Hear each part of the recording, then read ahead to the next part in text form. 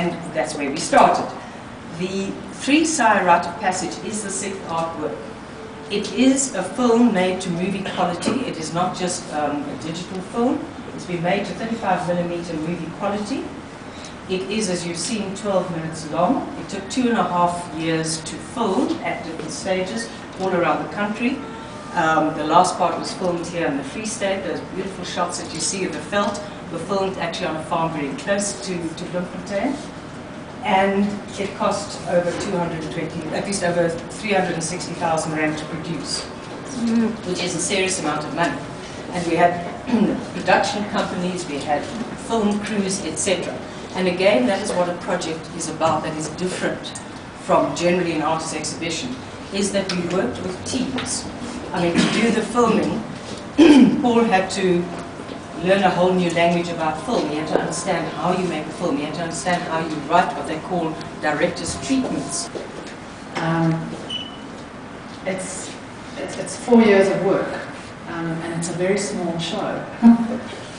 It's taken up only half of this museum space, and it feels quite strange to just hand over artworks to the framer and just say, well, here it is, and it's like almost a year of hard labor.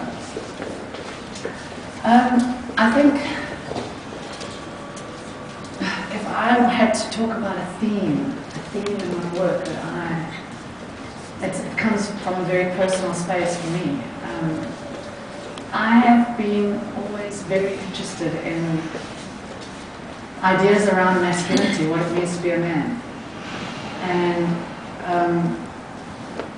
there are certain periods in life, from the day that you're born, and possibly until the day that you die, including death itself and birth, where your status as a human being, as a man, changes. You leave behind one identity and you take on another. If you were circumcised when you were a baby, you had no decision in that. You had no choice in the matter. Your parents made that decision for you, and depending on where you come from, what your cultural background is, that would happen at a different age. I know for myself, it happened like a few days after I was born, and that is pretty much some people would view it as quite a violent thing, having your foreskin cut off. I know in some societies it's done without an anesthetic. You are not spared any of the pain that you have to go through. And the military has a very, very strange kind of role. It's very different the role of the military is very different to what it was in the 80s. In the 80s it was very much about kind of upholding the apartheid system, going into townships and basically killing people a lot of the time, or some of the time. And today the military is a very, very different place.